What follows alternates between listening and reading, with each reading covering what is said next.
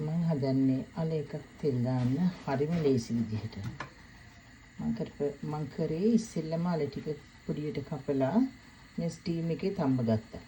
අල කෑලි ටික. ඊට පස්සේ මම තෙල් ටිකක් ලිපේ තිබ්බා. ලුණු ටෙම්පරාදු කරගන්න. ඊට පස්සේ මම මේ ලුණු කපලා ඒකට කරපිංච රම්පේ ඒකට කෑලි මිරිස් කුඩු ටිකක් කහ කුඩු ටිකක් එනසාල් කුරුඳු ඔක්කොම දාලා ලුණු ඔක්කොම දාලා හොඳට කවලම් කරගත්තා.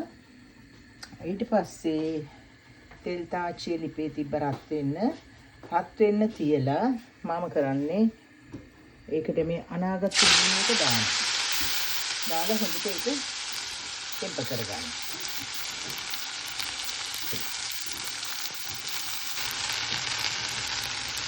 දැන් මම මේකට මගේ සම්බන්ධත් වල ටික එකතු කරනවා.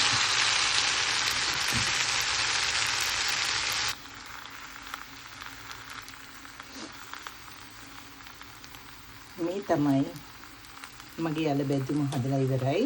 හරි ඉක්මනින් හදන්න පුළුවන්. අල ටික ඉස්සෙල්ලම කපලා ස්ටීමර් එකේ දාලා තැම්බෙන්න තිබ්බහම ලුණු ටික ඔක්කොම එකටම දාලා ලුණු වලට මිරිස් කරපිංච රම්පේ කුරුඳු වෙනසාල ඔක්කොම දාලා තෙල් එකට දැම්මා.